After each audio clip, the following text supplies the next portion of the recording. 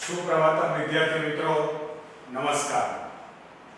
હવે આપણે વ્યાકરણના અગાઉ ઘણા બધા ટોપિક ભણી ગયા હશું, પણ વ્યાકરણ વસ્તુ એવી છે કે જ્યાં સુધી આપણે કોઈ પણ ટોપિક પહેલેથી 8મા ધોરણથી લઈને વ્યાકરણ આપણે જોઈએ તો એમાં 8મા ધોરણમાં વર્ણ પરિચય, વિભક્તિ પરિચય, સર્વનામના રૂપો, આ બધું જ જે છે 8મા ધોરણમાં આપણે ભણી ગયા છે. બેઝિક પાયો જ્યાં સુધી આપણો કમ્પ્લીટ ન થાય ત્યાં સુધી વ્યાકરણ આપને સરળતાથી સમજાય નહીં. અહીંયા આપણને વ્યાકરણનો ટોપિક આજે આપણે ધોરણ 9માં 10મા વાળા જે છે એ પણ જોઈ શકે ફરીથી, કેમ કે આ 9માં એ ભણી જ ગયા છે. અને 9મા વાળા વ્યક્તિ છે એના માટે આ નવો ટોપિક છે. તમે અત્યાર સુધી કદાચ ગુજરાતીમાં, હિન્દીમાં, ગુજરાતીમાં તમે છે સમાસ પરિચય ભણી ગયા છો. એવી રીતે આપણે સંસ્કૃતમાં સમાસનો પરિચય ભણવાનો છે. એની વાત કરતા પહેલા અહીં તમને જે બોર્ડમાં આપેલું છે એ તમારે લખવાની જરૂર છે નહીં. આના માટે તમને અલગથી PDF મોકલવામાં આવશે. એ PDF તમને આપણી સ્કૂલના હશે તો સાથે જ તમને મળી જશે, પણ આ જે PDF જે છે એ કદાચ સ્કૂલ સાથે ન સંકળાયેલા હોય એવા વ્યક્તિઓ વિપુલ પનારા YouTube ચેનલ ઉપર જો જોતા હશે તો એમને મારા મોબાઈલ નંબર 992154 એ WhatsApp નંબર છે. એમાં વ્યક્તિ પોતાનું પૂરું નામ અને કયા ટોપિકની PDF જોઈએ છે એ લખી અને મોકલશે એટલે એમને PDF મોકલી દેવામાં આવશે. બીજું કે વિપુલ પનારા YouTube ચેનલ પણ છે, એટલે આપણે આ વિડિયો એમાં પણ જોઈ શકશું. ચેનલ સબસ્ક્રાઇબ ન કરી હોય તો સબસ્ક્રાઇબ કરી નાખજો. એમાં તમને ધોરણ 9, 10, 11 અને 12 તમારા બીજા કોઈ નાના મોટા ભાઈ બહેન હોય તો એ પણ આ સંસ્કૃત ભાષા માટે ઉપયોગી ચેનલનો લાભ લઈ શકે છે, એના વિડિયો પણ જોઈ શકે છે. હવે આપણે વાત કરીએ સમાસની. હવે દાખલા તરીકે કોઈ આપણને મેળી ઉપર ચડવાનું કહે, સાહેબમાં શું તો ચડી બધી વાત પૂરી પહેલા સાંભળો. મેળી ઉપર આપણને ચડવાનું કહે પણ મેળીની જે સીડી છે એ લોખંડની હોય, એ સીડી લઈ લેવામાં આવે અને પછી આપણને એમ કે મેળી ઉપર ચડો તો આપણને તકલીફ પડે. મને તકલીફ પડે અને તમને તકલીફ પડે, બધાને તકલીફ પડે. પણ સીડી મૂકેલી હોય તો આપણે સરળતાથી મેળી ઉપર ચડી જઈએ. એમ સંસ્કૃતના કે કોઈ પણ ભાષામાં વ્યાકરણના ટોપિક સમજવા હોય તો અમુક જે આગળના જે વ્યાકરણના ટોપિક હોય એ આપણા માટે ખૂબ ઉપયોગી થતા હોય. એટલે એ આપણને આવડતું હોય તો આપણે આ જે વ્યાકરણનો ટોપિક છે સરળતાથી શીખી શકતા હોય. ઘણી વખત એવું થતું હોય કે આ ક્યાં પરીક્ષામાં જાય મારું વ્યવસ્થિત મૂકી દે, એમ કરીને મૂકી દેતા જાય તો 17-18 માર્કનું ધોરણ 10માં વ્યાકરણ પૂછાશે અને આ બધું જ વ્યાકરણ 10મામાં પણ તમારે આવશે. એટલે અત્યારે કદાચ તમે મૂકી દો માર્ક ન આવે તો 10મામાં પણ એક તકલીફ થાય. અને જાગ્યા ત્યારથી સવાર વ્યવસ્થિત આપણે એક એક ટોપિક સમજીએ જેથી કરીને 10મામાં પણ સારા માર્ક્સ આપણે આવે. બહુ કઠિન છે નહીં. જેમ સીડી મૂકવામાં આવે તો આપણે ફટ દઈ અને મેળી ઉપર ચડી જાય.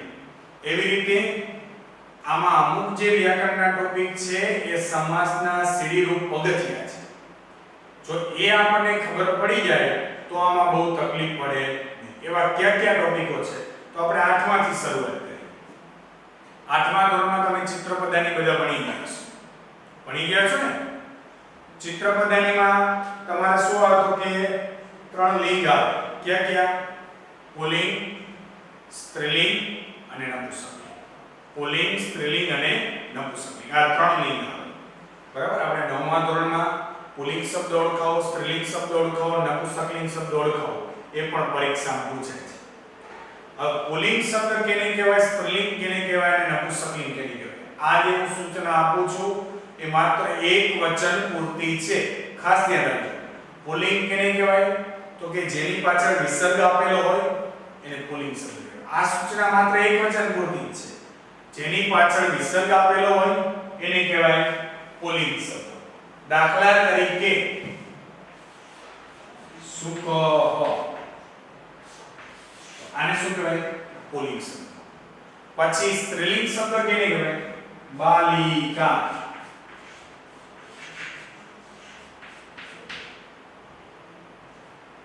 બાલિકા રસ્વઈ દીર્ઘાય કોઈ પણ કાનો માત્ર આપેલું હોય ને આ એક વચન પૂરતું કહું છું, ખાસ ધ્યાન રાખજો.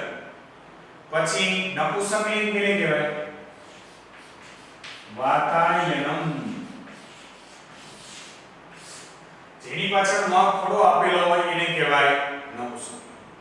આ તમે 8મા ધોરણમાં પુલ્લિંગ, સ્ત્રીલિંગ અને નપુંસકલિંગ કેને કહેવાય એ તમને બધાને ખ્યાલ હશે. આ તમારી સામાન્ય સમજ માટે અહીં આપણે કીધું છે. આ એક વચન પૂરતું છે. દ્વિવચન અને બહુવચનમાં એ લાગુ પડે નહીં. તો કે દ્વિવચન અને બહુવચનમાં શું લાગુ પડે તો કે આપણે 8મા ધોરણમાં એક વચનમાંથી બહુવચન કરતા શીખી ગયા, એક વચનમાંથી દ્વિવચન કરતા શીખી ગયા. તો આપણને બહુવચનમાંથી એક વચન કરતા આવડતું જોઈએ ને. બે એકમાં બે નાખી તો 3 થાય, તો બે માંથી એક બાદ કરતા આવડે કે ન આવડે. તો એવી જ રીતે આ જેમ બહુવચન આપેલું હોય તેનું એક વચન કરી નાખો એટલે ખબર પડી જાય. તો આ પુલ્લિંગ, સ્ત્રીલિંગ અને નપુંસકલિંગની વાત થઈ. પછી વાત આપણે કરીએ તો એક વચન, દ્વિવચન અને બહુવચન. સંસ્કૃતમાં 3 વચન આવે. એક વચન એટલે શું તો કે જેમાં એક વ્યક્તિ, વસ્તુ કે પદાર્થનો સમાવેશ થતો હોય ને એક વચન કહેવાય. દ્વિવચન એટલે શું તો કે જેમાં બે વ્યક્તિ, વસ્તુ કે પદાર્થનો સમાવેશ થાય એને દ્વિવચન કહેવાય. બહુવચન એટલે શું તો કે જેમાં બે કરતા વધારે વસ્તુ, વ્યક્તિ કે પદાર્થનો સમાવેશ થાય એને કહેવાય બહુવચન. એટલે એક વચન, દ્વિવચન અને બહુવચન એ પણ તમારા માટે ખૂબ જ ઉપયોગી છે.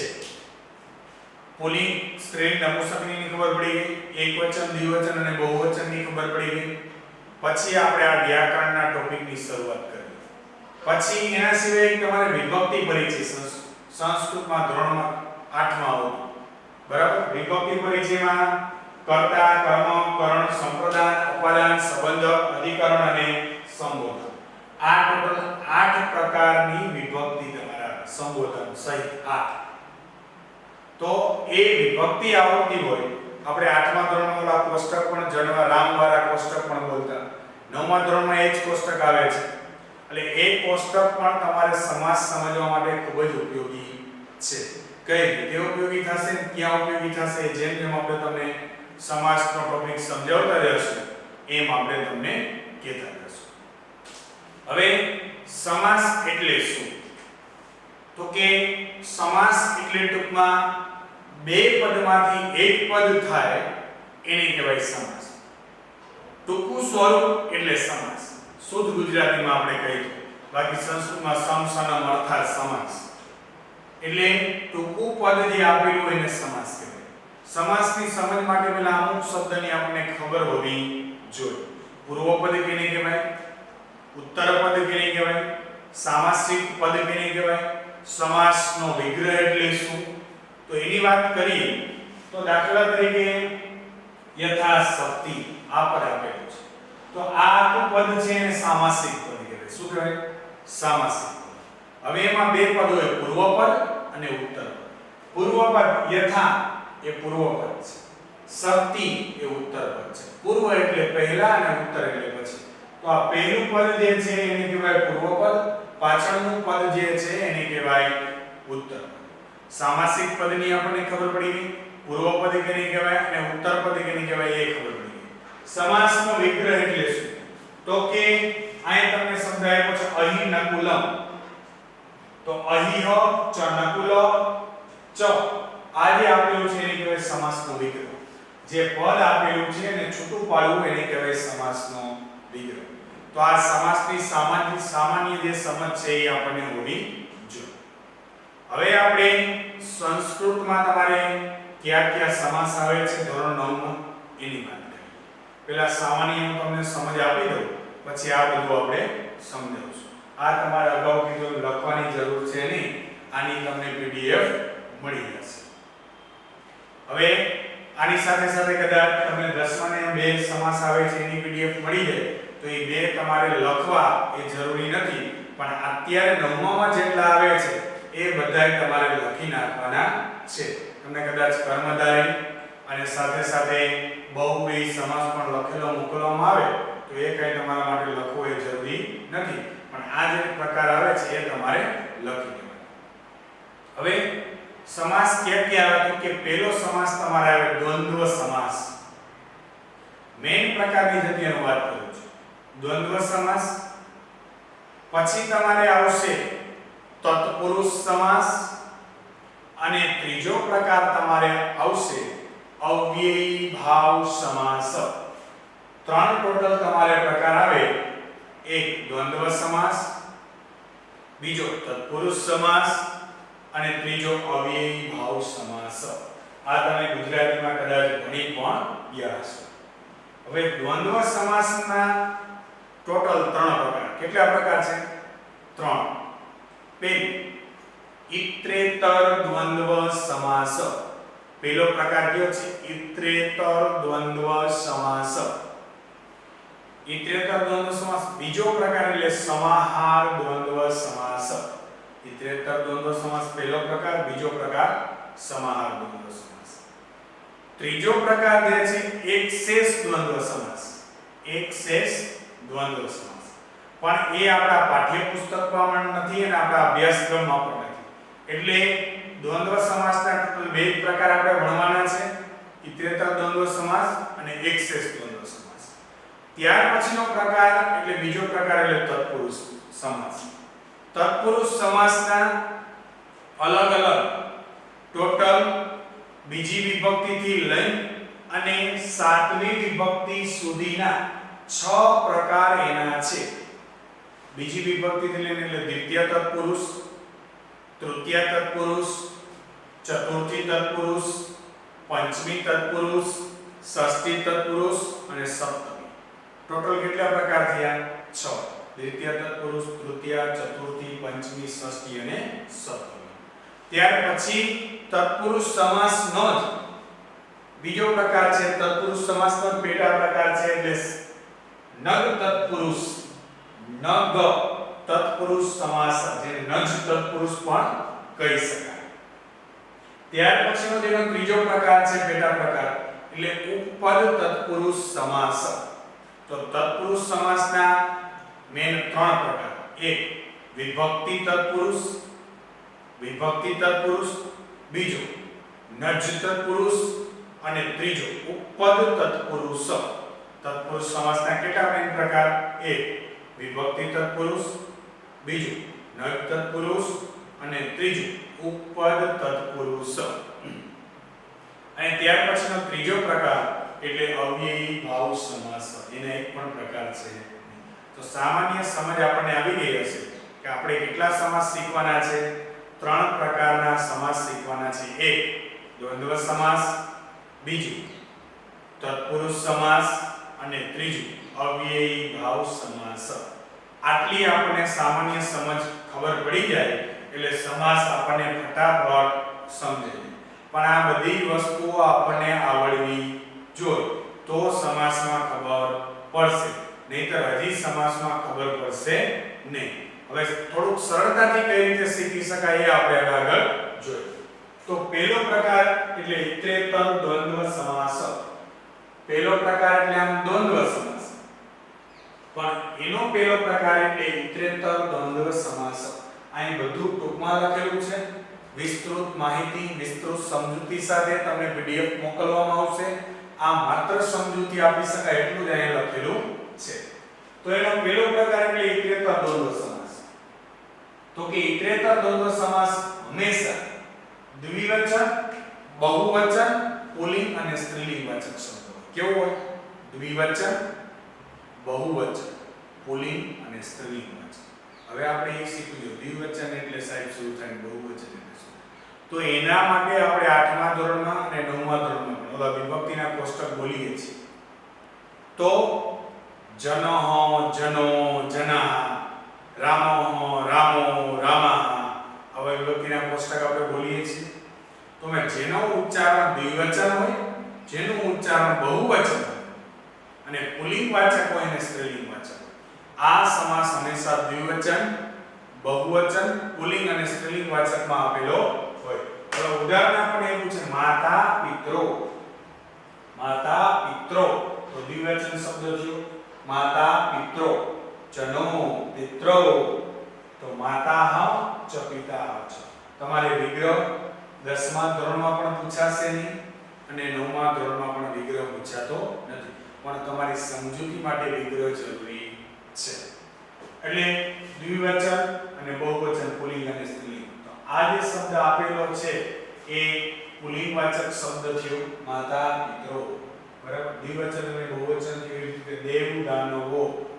તો આ બે ઉદાહરણ કયા સમાસના છે? ઇતરેતર દ્વંદ્વ સમાસના. હવે તમને પરીક્ષામાં કઈ રીતે પૂછે તો કે તમને આપેલું હોય માતા પિત્રો, તમારે એમ લખવાનું થાય ઇતરેતર દ્વંદ્વ સમાસ. આ રીતે લખવાનું થાય. એ તમને કઈ રીતે ખબર પડે? તો કે જેમ આપણે કીધું પુલ્લિંગવાચક શબ્દ હોય, સ્ત્રીલિંગવાચક શબ્દ હોય, દ્વિવચન હોય અથવા બહુવચન હોય, આ ચારમાંથી એક શબ્દ હોય તો એને કયો સમાસ કહેવાય? ઇતરેતર દ્વંદ્વ સમાસ કહેવાય. તો આ થયો દ્વંદ્વ સમાસનો પહેલો પ્રકાર. બીજો પ્રકાર એટલે સમાહાર દ્વંદ્વ સમાસ. હવે સમાહાર દ્વંદ્વ સમાસ એટલે શું? તો કે સમાહાર દ્વંદ્વ સમાસ હંમેશા એક વચન, આનાથી વિરુદ્ધ એક વચન હોય અને નપુંસકલિંગ હોય. કેવો હોય? ઉપરનો સમાસ છે ઇતરેતર દ્વંદ્વ સમાસ કેવો હતો? દ્વિવચન, બહુવચન, પુલ્લિંગ અને સ્ત્રીલિંગ. એનાથી વિરુદ્ધ સમાહાર દ્વંદ્વ સમાસ કેવો હોય? એક વચનમાં હોય અને નપુંસકલિંગમાં હોય. હવે એમાં કેવા કેવા નામ હોઈ શકે? તો કે કોઈ જીવજંતુના નામ હોઈ શકે, કોઈ પ્રાણીઓના નામ હોઈ શકે, કોઈ દેશના નામ હોઈ શકે, કોઈ પર્વતના નામ હોઈ શકે, કોઈ સમુદ્રના નામ હોઈ શકે, બરાબર. કોઈ સંગીતના સાધનોના નામ હોઈ શકે, મનુષ્યના અવયવોના નામ હોઈ શકે, પછી જેમની વચ્ચે સ્વાભાવિક શત્રુતા હોય એવા નામ હોઈ શકે. આ બધા નામ તમારે સમાહાર દ્વંદ્વ સમાસમાં હોઈ શકે. સંગીતના સાધનો હોઈ શકે, અનાજનું નામ હોઈ શકે. આ બધા શબ્દનો સમાવેશ સમાહાર દ્વંદ્વ સમાસમાં થાય. એટલે સમાહાર દ્વંદ્વ સમાસ કેવો હોય? તો કે એક વચન અને નપુંસક. એક વચન અને નપુંસકલિંગ હોય એટલે શું થાય? મખોડો. પણ મખોડો જ એટલે સમાહાર જ હોય એવું નિશ્ચિત નથી. ખાસ કરીને બીજામાં મખોડો આવતો હોય પણ તમારે જોવાનું નપુંસકલિંગ શબ્દ છે, એક વચનનો શબ્દ છે, જેમાં આપણે કીધું હોય મનુષ્યના નામ, શરીરના અંગોના નામ છે, જીવજંતુના નામ હોય, અનાજના નામ હોય, સંગીતના સાધનોના નામ હોય, પ્રાણીના નામ હોય, સમુદ્રના નામ હોય, પર્વતના નામ હોય, કોઈ દેશના નામ હોય, તો એ બધાનો સમાવેશ છે માટે સમાહાર દ્વંદ્વ સમાસમાં થાય. તો અહીં નકુલમ નોળિયો અને સાપ. નકુલ એટલે નોળિયો, અહીં એટલે સાપ. અહીં ચ નકુલ ચ. હસ્તપાદમ હાથ અને પગ. હસ્તપાદમ એટલે હાથ અને પગ. છે મખોડો, નપુંસકલિંગ એને કહેવાય. હવે તમને પેલો એક જ પ્રકાર આપણે વાત કરી દ્વંદ્વ સમાસ. દ્વંદ્વ સમાસમાં તમને ખબર પડી જાય ઇતરેતર દ્વંદ્વ કેને કહેવાય, સમાહાર દ્વંદ્વ કેને કહેવાય. તો કે કેવી રીતે ખબર પડે? ઇતરેતર દ્વંદ્વ સમાસ હંમેશા દ્વિવચનમાં હોય, બહુવચનમાં હોય, પુલ્લિંગવાચક શબ્દ હોય અને સ્ત્રીલિંગવાચક શબ્દ. જ્યારે સમાહાર દ્વંદ્વ સમાસ તો એનાથી વિરુદ્ધ. સમાહાર દ્વંદ્વ સમાસમાં શું હતું કે નપુંસકલિંગ હોય અને એક વચન, એને કહેવાય સમાહાર દ્વંદ્વ સમાસ. તો આટલી ખબર પડી કે પેલો પ્રકારમાં છે કોઈને તકલીફ કે દ્વંદ્વ સમાસમાં સાહેબ હજી ખબર પડતી નથી. એટલે ઇતરેતર દ્વંદ્વ સમાસ પુલ્લિંગવાચક, સ્ત્રીલિંગવાચક, દ્વિવચન અને બહુવચન. જ્યારે સમાહાર દ્વંદ્વ સમાસ નપુંસકલિંગ અને એક વચનમાં. તો આનો બીજો પ્રકાર આપણે જોઈએ તત્પુરુષ સમાસ. તત્પુરુષ સમાસનો પહેલો પ્રકાર એટલે વિભક્તિ તત્પુરુષ. વિભક્તિ, હવે આના માટે વિભક્તિ આવડવી જોઈએ. વિભક્તિ તત્પુરુષ એટલે શું? તો કે જે પૂર્વપદ અને ઉત્તરપદ વચ્ચે જે વિભક્તિનો સંબંધ રહેલો છે એને એ તત્પુરુષ સમાસ કહેવામાં આવે છે. પૂર્વપદ અને ઉત્તરપદ વચ્ચે જે વિભક્તિનો સંબંધ રહેલો હોય એને એ વિભક્તિનો એક તત્પુરુષ સમાસ કહેવામાં આવે છે. વિભક્તિ એટલે કર્તા, કર્મ, કરણ, સંપ્રદાન, અપાદાન, સંબંધક, અધિકરણ અને સંબંધ. આ વિભક્તિ એના પ્રત્યય ગુજરાતીમાં આવે છે ને એ ને ને માં પરથી ને નોનું ના ઉપરથી ને આ પ્રત્યય નવમા ધોરણમાં તમને કોષ્ટક આપેલો હશે એ પ્રત્યય તમારા માટે ઉપયોગી છે. હવે એની વાત કરીએ વિભક્તિ તત્પુરુષનો પહેલો પ્રકાર છે દ્વિતીયા તત્પુરુષ. તો દ્વિતીયા તત્પુરુષના ઉદાહરણ છે ભૂમિ, પતિ, પતિત, ભૂમિ, પતિતઃ, ભૂમિ, પતિતઃ. તો અહીં એક વિગ્રહનો ભૂમિ, પતિતઃ. અહીં જે વિગ્રહ આપેલો છે એ જનમ, રામ, આપણે બીજી વિભક્તિમાં જોઈએ તો એવું આવે કે ન આવે? તો અહીં પૂર્વપદ અને ઉત્તરપદ વચ્ચે જે વિભક્તિનો પ્રત્યય છે એને એ તત્પુરુષ સમાસ કહેવામાં આવે. ભૂમિમ, રામમ, જનમ આવે છે એવું ફલમ. એના માટે પુલ્લિંગ, સ્ત્રીલિંગ અને નપુંસકલિંગના વિભક્તિના કોષ્ટક આપણને આવડવા જોઈએ. એવી જ રીતે બીજું કૃષ્ણાશ્રિતમ, કૃષ્ણમ છે, કૃષ્ણમ ખબર પડી? તો એવી રીતે આ જે શબ્દ છે એ આપણને વિભક્તિના જે પ્રત્યય આપેલા હોય એ તત્પુરુષ સમાસ કહેવામાં આવે. એવી જ રીતે તૃતીય તત્પુરુષ જેમ બીજામાં છે એમ તૃતીયામાં પણ છે. જનેન, લતયા, તો વિદ્યાવિહીન, વિદ્યયા છે તૃતીય વિભક્તિનો પ્રત્યય. વયેન, જનેન પડી ખબર આમાં? પછી એવી રીતે ચતુર્થી વિભક્તિના પ્રત્યય આપણે જોઈએ તો ચતુર્થી વિભક્તિમાં જનાય, ફલાય, ભ્રમણાય. ચતુર્થી વિભક્તિમાં દેવ, કુસુમમ, દેવાય, કુસુમમ.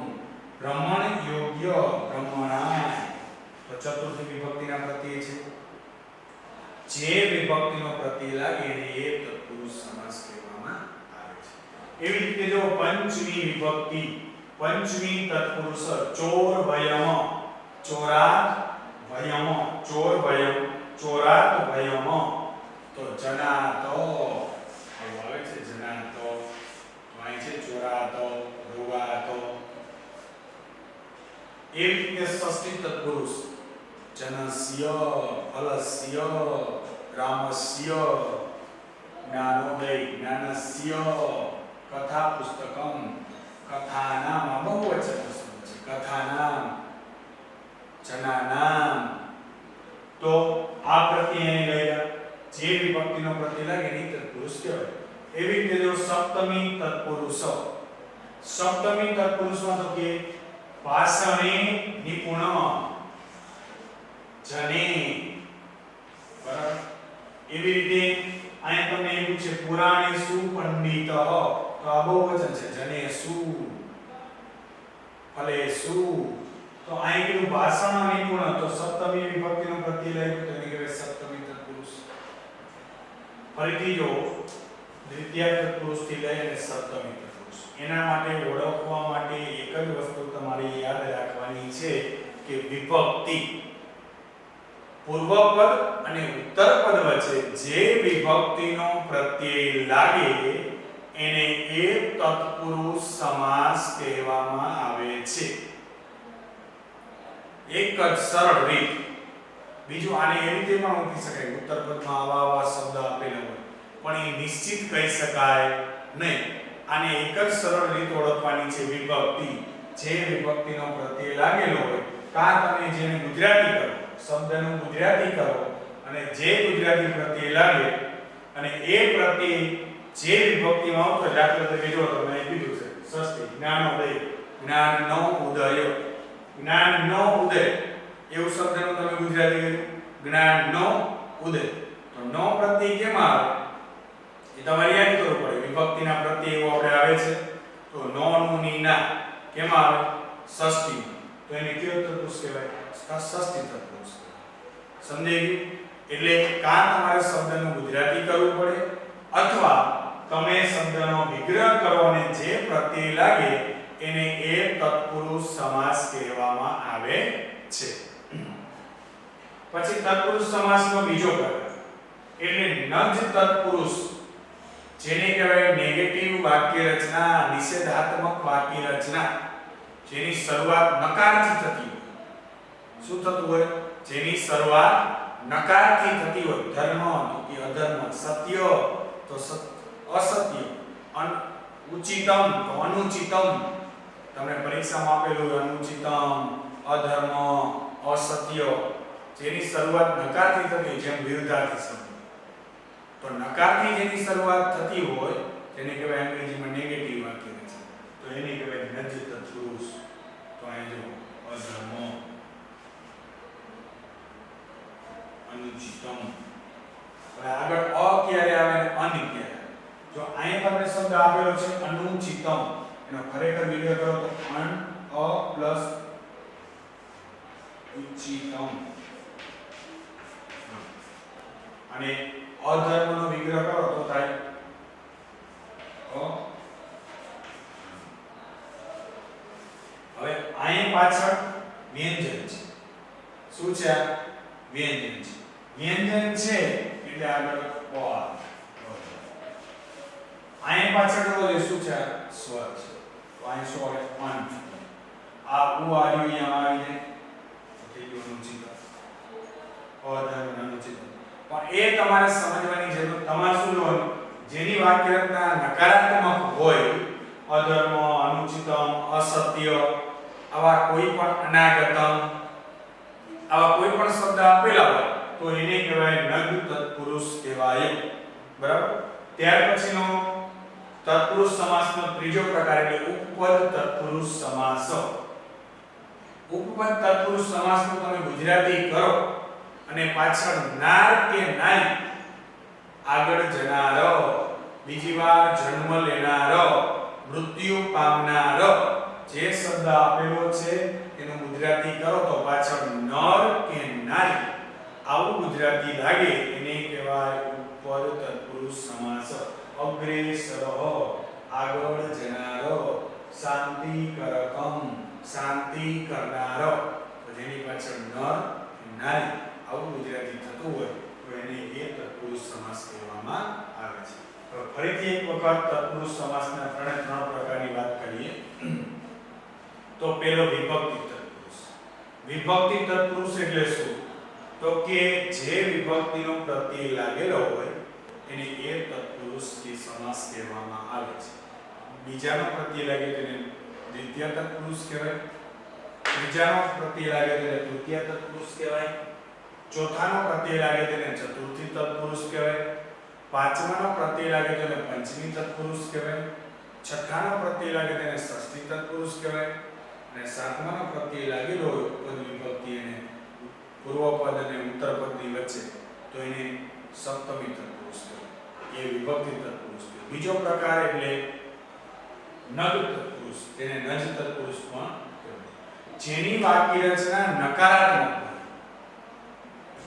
એને કયો સમાસ કહેવાય? તો કે નજ તત્પુરુષ.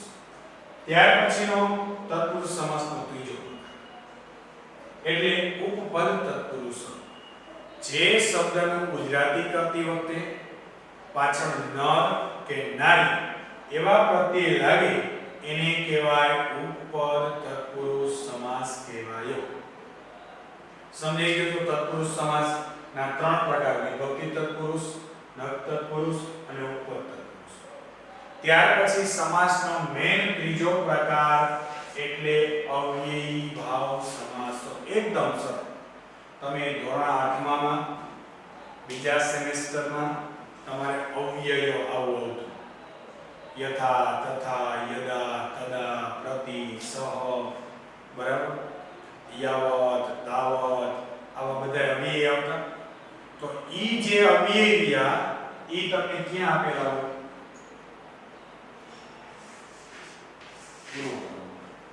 અવ્યય પૂર્વ પદમાં આપેલા હોય એને કહેવાય અવ્યયી ભાવ સમાસ.